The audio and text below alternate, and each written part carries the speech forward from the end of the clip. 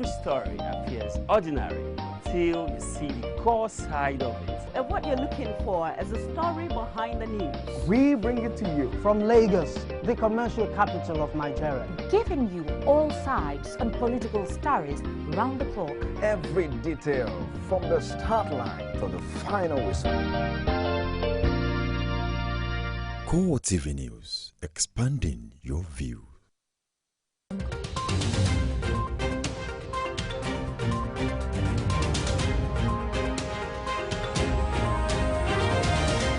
A very pleasant evening to you. Thank you so much for joining us on CoreTV Primetime News, reaching you live from our Lagos studio. I am Abosedi Omowi. In our top stories tonight.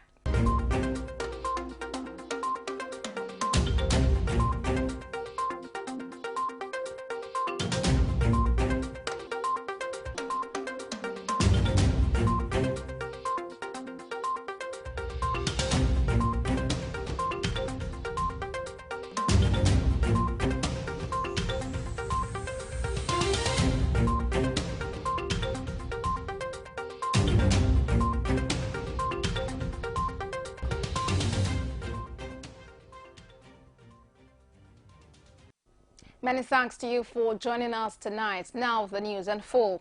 President Muhammadu Buhari has embarked on a working visit to China to secure greater support for the development of Nigeria's infrastructure, especially in the power, roads, railways, aviation, water supply and housing sectors.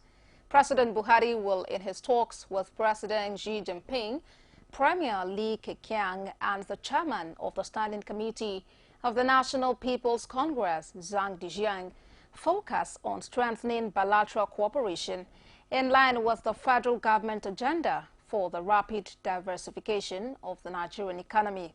It is expected that in the course of the visit, several new agreements and memorandums of understanding to boost trade and economic relations between Nigeria and China will be concluded and signed.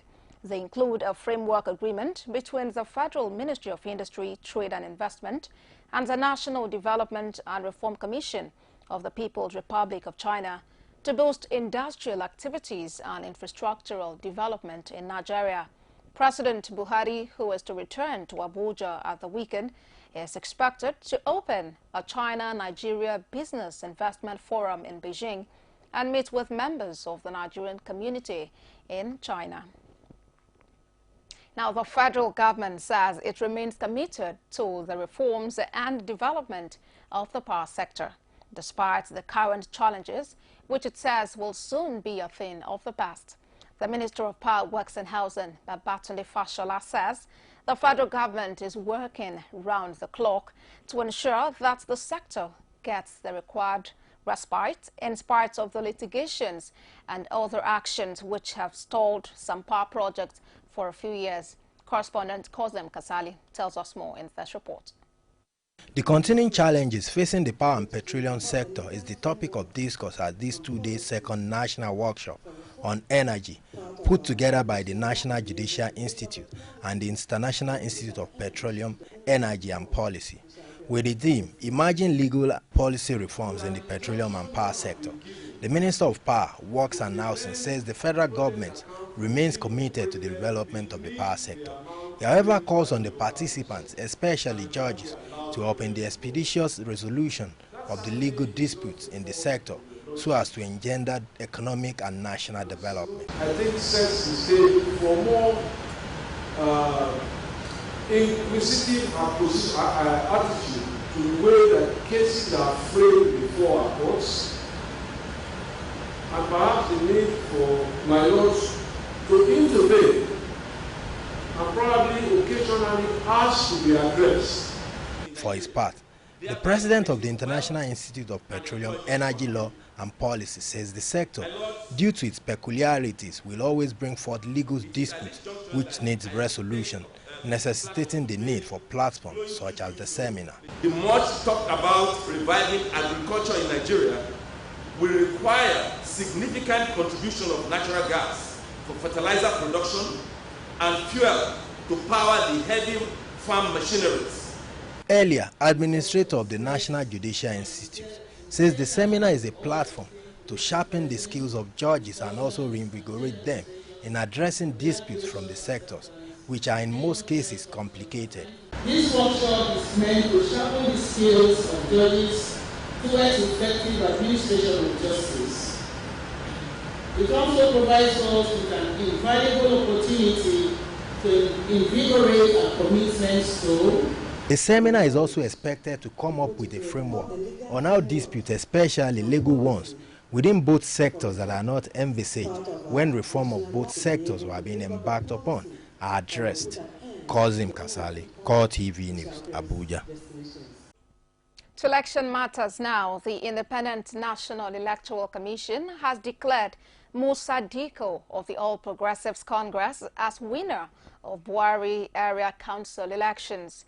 Musa Diko polled 17,000 votes to defeat incumbent and candidate of the People's Democratic Party, Samuel Igu.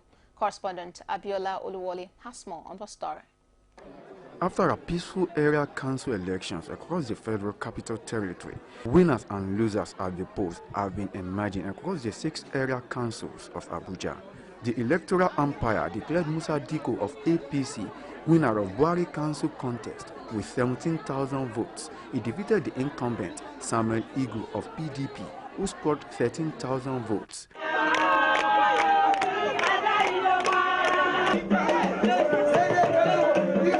This is the mood at the residence of Musa Diko after the announcement of the election result by INEC. According to the chairman-elect, the victory is a call to service. We are going to start as if we have never had a local government administration in Buhari Council before. So let's start together and we shall complete the rest together. So the hand of fellowship to my colleagues in this race, I want to say it is time we come back to drawing board. He says he now has better understanding of area council administration after losing the election on 2 occasions. The immediate priority after my swearing in, like I told my honorable minister during the flag off, that if the Buhari Central Road is not attended to by the FCT administration, I am going to intervene because we are now approaching the rainy season. The FCT Council election was seen as many as a major popularity contest between the ruling All Progressives Congress and the People's Democratic Party. From the Buhari Council area in Abuja, Abiola Oluwole reporting for CoreTV News. In all the results announced, the All Progressives Grand Alliance, APGA, won Gwagwalada Council. The All Progressives Congress swept Kuje, Kwali, Abaji and Amak councils.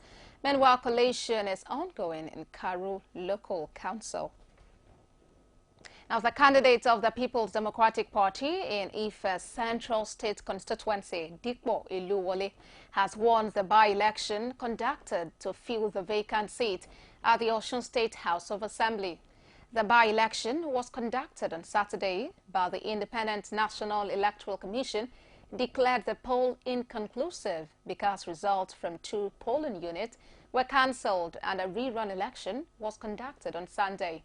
The PDP candidates scored 5,504 votes. The candidate of the Accord Party, Olusegun Fanibe, came second with 4,790 votes, while the candidate of the All Progressives Congress, Tilewa Shijoade, came third with 4,587 votes. With a victory, the PDP retains the 2 seats it earlier won during the general election in 2015. Now, the federal government has launched an investigation into all Nigerians whose names have been mentioned in the Panama Papers as operating offshore accounts in notorious tax havens. Among those mentioned in the Panama Papers are Senate President Bukola Saraki, as well as his predecessor and a current member of the Senate, David Mark. Others include Africa's richest man, Aliko Dangote, his cousin, Sayu Dantata, and the former Minister of Defense, Lieutenant General Theophilus Danjuma, retired. The EFCC is gathering reports from local and international media, as well as the responses being given by those named, and is to carry out its independent investigation and involve Interpol if necessary. In what is regarded the biggest leak in the history of data journalism, German newspaper Süddeutsche Zeitung had last Sunday released the Panama Papers, publishing online 11.5 million documents from Panamanian law firm Mossack Fonseca.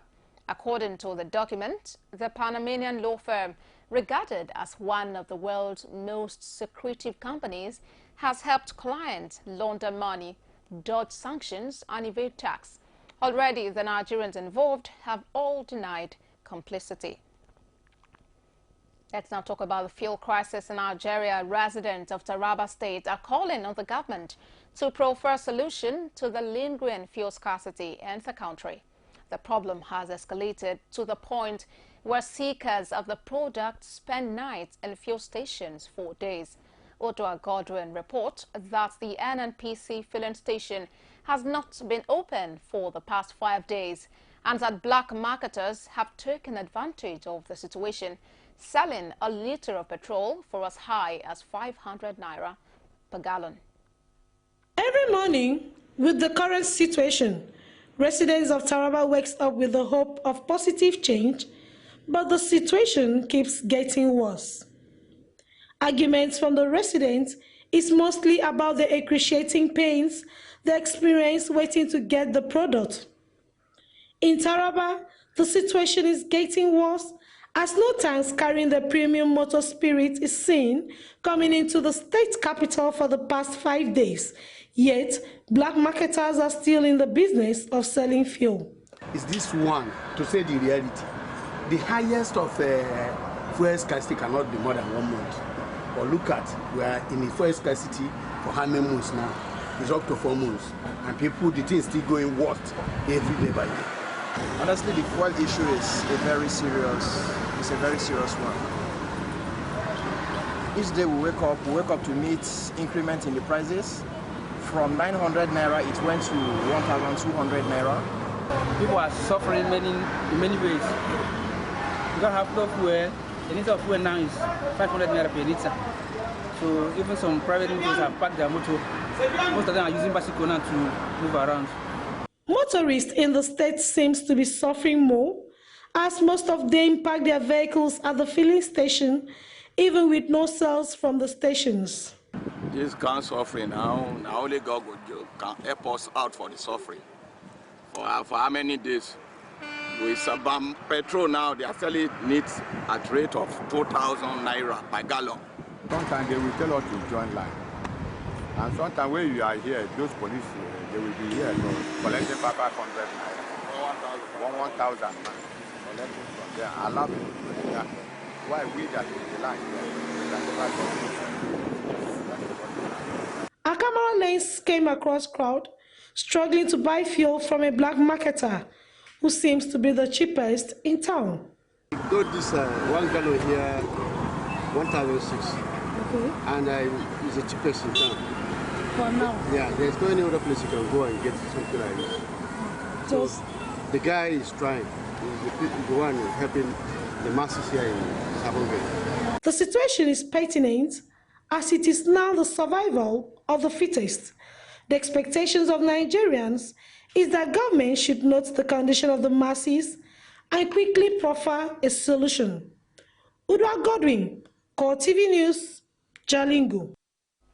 And in Plateau State, a combined team of security personnel in Jos, the state capital, have raided the hideout of black marketers who flouted the order for them to stop selling petroleum products in gallons.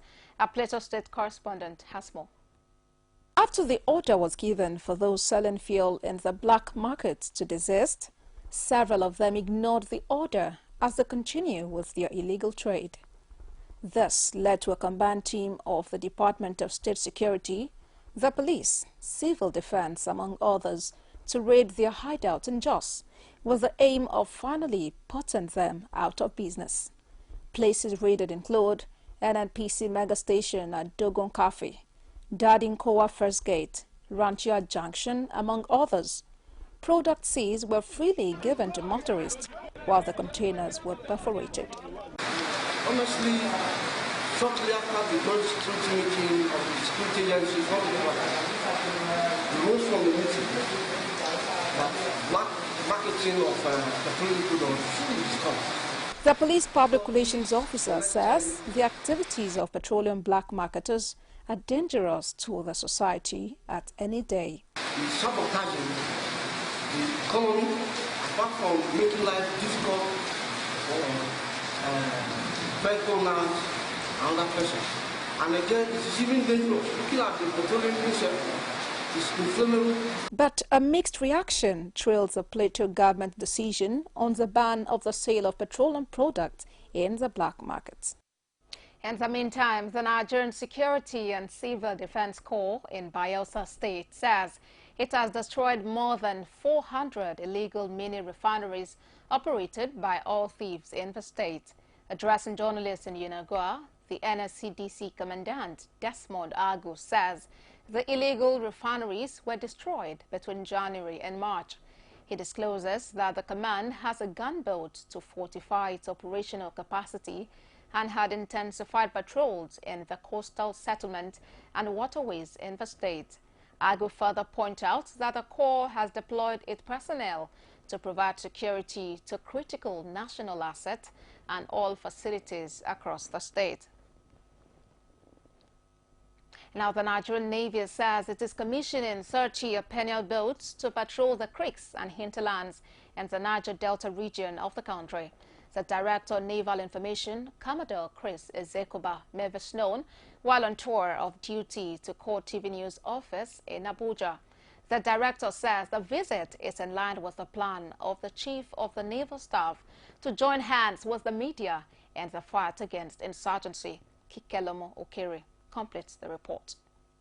The Director of Naval Information says the boats are placed in strategic areas of the rivers and creeks in the Niger Delta in order to ensure that pipeline vandals, crude oil thieves and illegal bunkers find it difficult to operate. The Nigerian Navy, according to him, is also enhancing its surveillance system with the Maritime Awareness Capability Center. The Chief of the Naval Staff recently commissioned 30 penal boats made here in Nigeria. We're expecting 50 more by the end of May, all in a bid to saturate this environment and curb, the malfeasance that's taking place there. The need to partner with the media is also paramount, as the Nigerian Navy believes that information dissemination is a key factor in helping to bring insurgency and other security threats to an end. It's common knowledge that 70 to 80% of our national wealth derives from the maritime sector. So we need to, send the message out, and in so doing, we need to partner with the media, with other maritime security agencies, and indeed all stakeholders. Appreciating the visit, Managing Director CoreTV News praised the efforts of the Nigerian Navy particularly and the military in general for their efforts at defending the country against forces capable of causing havoc. CoreTV has been in existence 2 years ago. We just go in. We're coming with a local content, and with the digitization coming up, we hope that we'll be able to give Nigerians and Africa, as the case may be, because our 10% local, spill over the shore of the country. The visit is expected to start off a long-lasting relationship between the Nigerian Navy and CoreTV. Kikelomo Okere, CoreTV News, Abuja. You're watching CoreTV Primetime News. Still ahead, the federal government denies media report that the Boko Haram is demanding ransom for the release of the Chibok girls. Details of this and another report after this break. Do stay with us. With over 7 billion of world population and still counting, the world needs to hear you now than ever. Whatever your ministry or vision is, Gospel Africa will help get you there faster than you think possible. For inquiries and participation, contact 009 503 3859 or 0812 076 0011 or visit www.gospelafricang.com. Gospel Africa, your #1 media solutions for the church today. Gospel Africa, showing on this station at this time. You know, Angela, that's a very difficult question. It is difficult to respond to that question. Angela, that's a great question. Great question, Angela. Angela, that is a very great question. That's a great question, Angela. Okay, that's a great question. Yeah, very good question. That's a good question. That's a good question. That's an interesting question. This is an interesting question you pose. 60 Minutes with Angela. Again, answers to every question you always wanted to ask.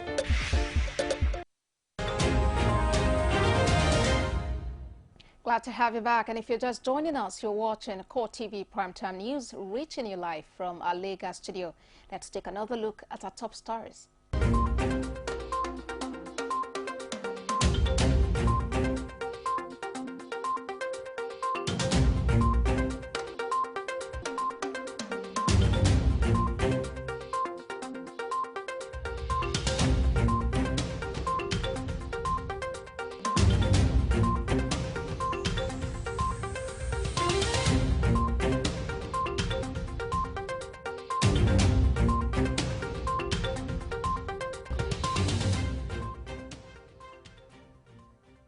For more on our top stories, all the news and information, kindly visit our social media platforms, facebook.com/CoreTV News. You may follow on our Twitter handle for more. It is @CoreTV News NG. And you may subscribe to our YouTube channel, youtube.com/CoreTV, Liver Space News. The federal government has denied media reports that the Islamist militant group Boko Haram is demanding $50 million from the government as ransom before releasing the abducted Chibok schoolgirls. The Minister of Information and Culture, Lai Mohammed, says such ransom reports are not new. Mohammed says President Muhammadu Buhari has promised to do all he can to ensure the release of the schoolgirls, following his recent meeting with parents of the abducted girls at the presidential villa in the capital, Abuja. He notes that accusing the Buhari administration appears not to be doing enough to secure the release of the more than 200 Chibok girls is not fair. The minister notes that Nigeria's military has been able to wrestle control of territories previously under the control of the Boko Haram militants. He also says the militants have been dislodged from their fortresses, including their main operations center in the Sambisa forest.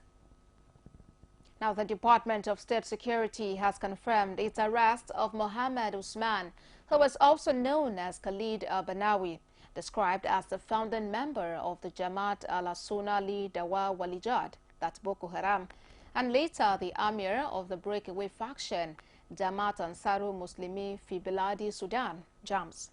Al-Banawi is also said to be the mastermind of the August 26, 2011 bombing of the United Nations building in Abuja. Al-Banawi is accused of moving around with such aliases as Kafuri, Naziru, Alaji Yahaya, Malam Dauda, and Alaji Tanimu. The DSS says Khalid al-Banawi is a trained terrorist commander who has been coordinating terrorist activities in Nigeria, while talent spotting and recruiting vulnerable young and able Nigerians for terrorist training by Al-Qaeda in the Islamic Maghreb, in North African states and the Middle East. The DSS describes al-Banawi's arrest as a major milestone against terrorism. Now, the Southeast chapter of the All Progressives Congress has urged all pro-Biafra groups in the zone to abandon the struggle for the secession of Biafra. In a communique issued after their meeting in Enugu, the leaders of the Southeast zone of the APC urged all pro-Biafra groups to have a rethink. They urged the agitators to join other ethnic groups in building a formidable united Nigeria, where all Nigerians will be equally treated in line with the Constitution of the Federal Republic of Nigeria. The party leaders also resolved that they would meet with President Muhammadu Buhari to discuss issues that concern the Igbos. In other reports, Kogi State Police Command has paraded 27 suspected kidnappers and armed robbers who have been terrorizing the state in the last 5 months. The State Commissioner of Police, Yakubu Usman, who paraded the suspects before newsmen, says there are some notorious criminals who have been on the police wanted list. residents of Kogi State have been under attack by robbers and kidnappers who demand ransom. The Commissioner of Police says the arrests were as a result of the hard work of men in his command, while promising to tackle criminality in the state with vigor. Now to Cross River State, where the state command has disclosed the arrest of suspected kidnappers and armed robbers caught at different locations in the state. Addressing journalists at the state CID, the Commissioner of Police, Henry Fadairo, says the command swung into action after they got the information. He reassures members of the public that the command has the capacity, capability, and will to deal with anyone who may want to harass and intimidate residents of the state. The Commissioner also cautions the public to be security conscious in their day-to-day deeds to avoid being harassed and report any incidents of crime promptly. In other reports now, the federal government is urging all road users to take the issue of road safety as a shared responsibility. The Secretary to the Government of the Federation, Babachir Lawal, said this on the sidelines of the 6th annual lecture series of the Federal Road Safety Corps. Bukola Fenne's report is presented from a studio. The federal government is clamoring for adherence to rules and regulations guiding traffic users, both at federal, state and local government. The Secretary to the federal government, Babachir Lawal, says several lives are cut short as a result of preventable deaths. I want to assure all Nigerians that the federal government will continue to address the challenges of road infrastructure through massive construction, rehabilitation and maintenance of roads. Sultan of Sokoto Muhammadu Abubakar Tree says road safety officials should penalize convoy drivers who engage in reckless driving. He is urging the traditional rulers and religious leaders to educate their members on obedience to traffic law. I've not seen a road safety official stopping a governor's convoy for dangerous driving. Corps Marshal Federal Road Safety Corps Boboye Oyeyemi says from independence till now, over 345,708 people have died as a result of road crashes. He reiterates that the driver, road network and human factor contribute to the high rate of accidents in Nigeria. To be safe, because road safety is a shared responsibility, and that we believe if the federal plays its own role and the states are playing their own role too, and the councils, it will be much, much better. It's multi-institutional, and everybody must play his own role. Secretary to Lagos State Government Tuji Bello says there has been a great synergy between the Lagos State Traffic Management and Agency. The federal road safety is reducing loss of manpower as a result of traffic congestion in Lagos. He advised other states to take a cue from a state initiative. We have heard that Lagos State has indeed garnered some experience in the area of efficient and sustained and efficient traffic management system through the establishment of Lagos State Traffic Management Authority last month. Several lives have been lost, no doubt, as a result of reckless driving. With this intention of federal road safety, Nigeria may begin to record less carnage on the road.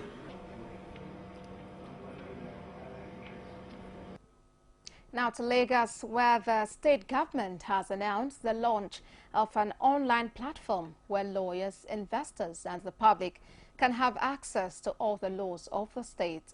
The State Attorney General and Commissioner for Justice Adeniji Kozem, in a statement on Sunday, says the digital platform is to drive governance and administration of justice in the state through innovation and information technology. According to him, the online platform would enable people to search, view and download the laws of the state anywhere in the world by just the click of a button. He adds that online users will not need to upload all the 233 laws, but will be able to purchase and download only the laws relevant to them. The Commissioner encourages lawyers and the entire public to visit the site to view the laws and make their purchases.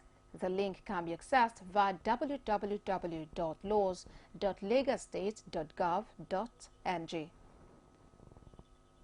Now, Oyo State government and the labor union have reached a mutually acceptable agreement over unpaid salaries of workers. Both parties arrived at a satisfactory decision after 3 days of meetings and consultations between various arms of government and labor. The leadership of the Nigeria Labour Congress, Oyo State chapter, Wahid Olojede, made the disclosure after the meeting. Olojede says the government has agreed that all its federal allocation would henceforth be devoted to the payment of workers' salaries. He discloses that they resolved that a joint revenue mobilization committee of labor and government would begin to drive, monitor and share any increase in Oyo State internally generated revenues between workers and government. Oyo State Governor Abiola Ajimobi earlier described the ultimatum as illegal, insisting that any strike could be met with a stiff penalty of no work, no pay. Now, worried about the incessant cases of early marriages all over the country, some stakeholders in Plateau State are raising their voices against the acts of giving out children in marriage before they attain the age of 18.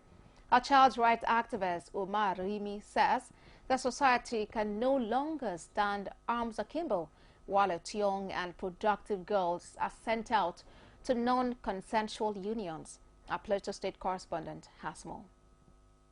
According to rights activists, child marriage should be a thing of the past in the 21st century due to the damages it does to the girls bodily and psychologically.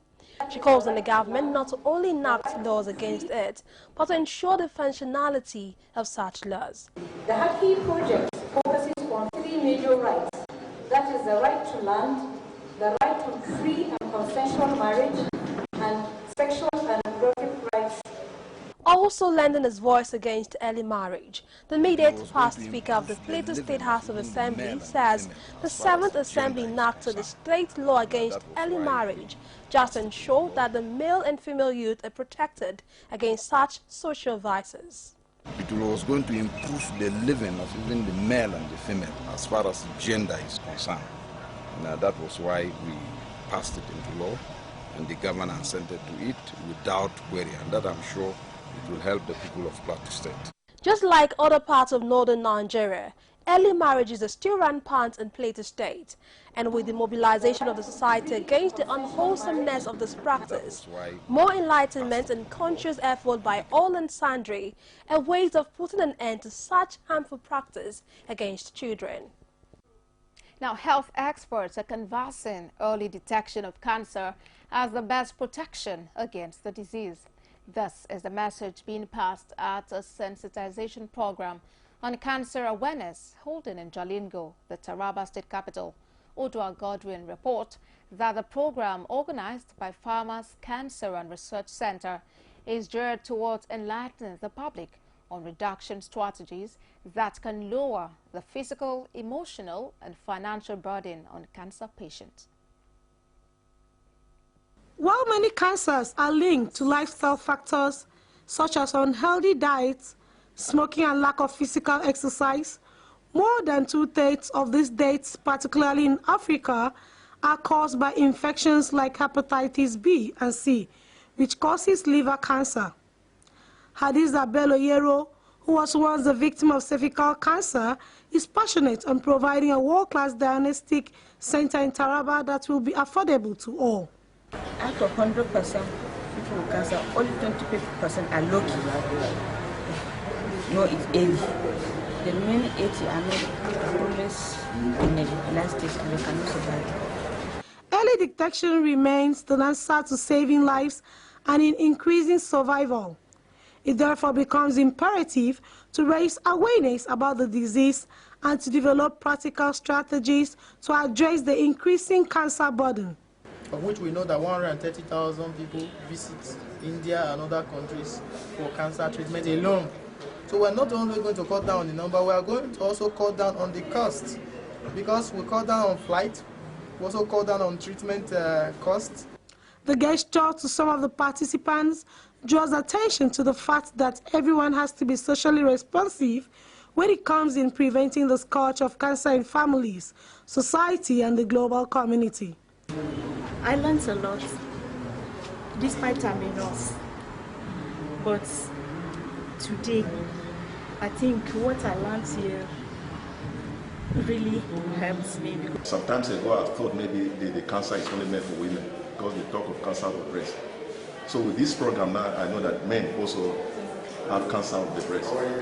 Yes, I'm very excited about this vision. It's a very good one. It's one worth supporting. It is for the betterment of the society, all of us, different levels, different strata. By 2030, 70% of the world's cancer burden will be in poor countries. This is according to the predictions from the World Health Organization. And the need for awareness, diagnosis and screening is becoming more imperative. Udwa Godwin, CoreTV News, Jalingo.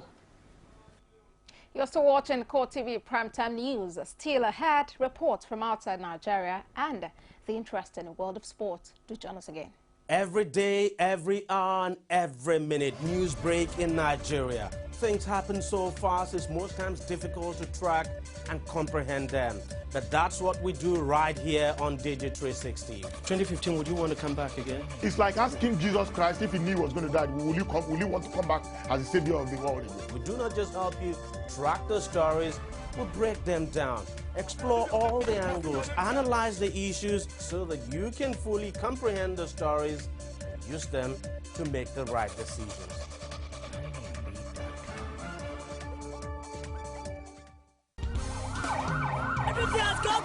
CoreTV News now live on all Androids. Welcome to CoreTV Primetime News. Download CoreTV News app from your Play Store. Click on the menu to see all our top stories from politics, sports, business, foreign news and live TV to watch us live on your mobile. I want to know why I should be believing them. You can also click on video to see all our YouTube videos. CoreTV News, a 24-hour news station. We're back on CoreTV Primetime News, reaching you live from our Lagos studio.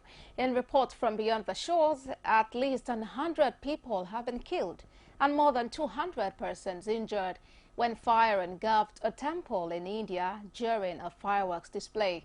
Officials say the fire broke out this morning when a spark from the show ignited a separate pile of fireworks that was being stored at the Pottingal Temple complex in the coastal town of Paravur in Kerala state.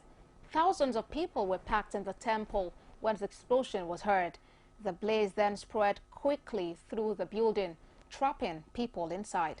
Rescuers are sifting through the wreckage looking for survivors, while diggers clear the debris and ambulances ferry the injured to nearby hospitals. India's Prime Minister Narendra Modi has announced 200,000 rupees, about $3,000, in compensation for the families of those killed and 50,000 rupees for those injured. Meanwhile, Indian authorities have ordered a judicial inquiry into the explosion. Now, Dubai has disclosed plans to build a tower that will stand higher than its Burj Khalifa, which is currently the world's tallest skyscraper. The project chairman, Mohammed Al-Abar, says the viewing tower will cost around $1 billion and will be a notch taller than Burj Khalifa. He discloses that the final height will be announced upon completion, adding that his company would like to present the tower as a gift to the city before 2020, the year Dubai hosts the World Expo Trading Fair. Al-Abar describes the new structure as an elegant monument which would add value to property being developed by the company along the city's creek. Dubai has established a reputation for building dozens of futuristic skyscrapers which have transformed its skyline. Now, dozens have been injured as Macedonian police fired tear gas and fire rubber bullet at refugees trying to cross over from Greece. Clashes continued into the afternoon and the wind brought tear gas fumes into a nearby makeshift camp on the Greek side of the border, holding over 11,000 stranded refugees. The medical charity Doctors Without Borders say dozens of people were hurt, many suffering respiratory problems, and they had to be taken to the hospital. Greece has, however, condemned the use of force against refugees, describing it as dangerous and deplorable. In the meantime, Ukraine's embattled prime minister says he's resigning, opening the way for the formation of a new government to end a drawn-out political crisis. In his weekly televised address on Sunday, Arseniy Yatsenyuk says his resignation will be formally submitted to Parliament on Tuesday.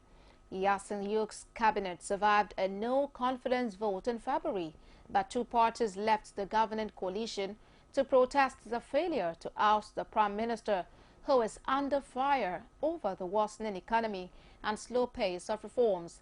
The withdrawal deprived the coalition of its majority in the Ukrainian parliament. If lawmakers fail to form a new coalition and unite behind a new prime minister, that may lead to early elections, which President Petro Poroshenko has sought to avoid for fear of further destabilizing the situation in the country. And now to sports. Power style, and that's what he delivered. Legal luminary Festus Keyamo has described as total and complete falsehood report about the sack of Amaju Pinnick-led board of the Nigeria Football Federation and consequent installation of Chris Giwa. Keyamo, in a statement, says he will be writing to all authorities concerned to arrest and prosecute Chris Giwa if he dares to take the laws into his hands. Keyamo urges the Minister of Youth and Sports Development, Solomon Delong, not to aid what he describes as sheer madness. He says whoever wants to remove Amaju Pinnick and members of the NFF board from office must approach the court and seek clear and positive orders against each of them. Leicester City have, for the first time in their history, secured Champions League football after defeating Sunderland 2-0 and seeing Tottenham beat Manchester United at White Hart Lane. Claudio Ranieri's men are hot favourites to finish the season as champions after 2 goals from Jamie Vardy saw them down Sunderland at the Stadium of Light. The Foxes currently have 72 points after 33 games and cannot finish lower than 4th in the Premier League this season, with just 5 games left to play. Tottenham, however, remain in pursuit, 7 points behind, after 3 goals in quick succession, which condemned Louis van Gaal's side to defeat. The Red Devils now look increasingly unlikely to finish in the top 4.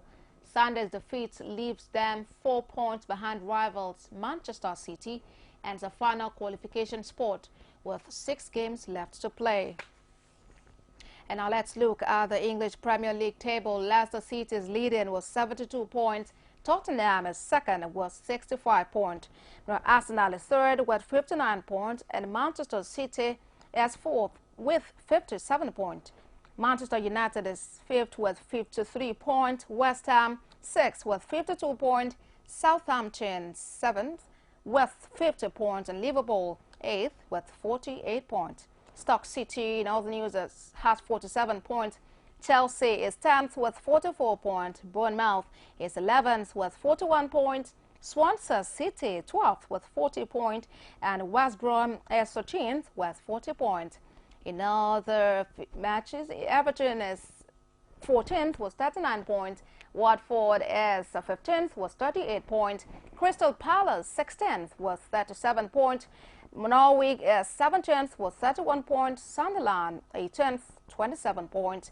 Newcastle United 19th with 25 points, and Aston Villa 20th with 16 points. Well, that's it on sports and on CoreTV Primetime News. Before we go, a quick recap of our top stars.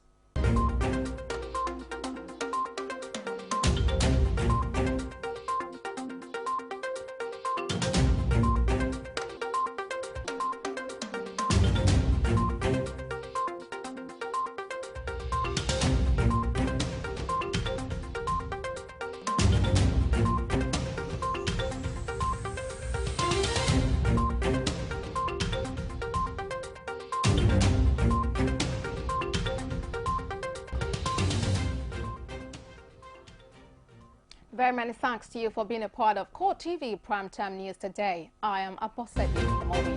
Do enjoy the rest of the night.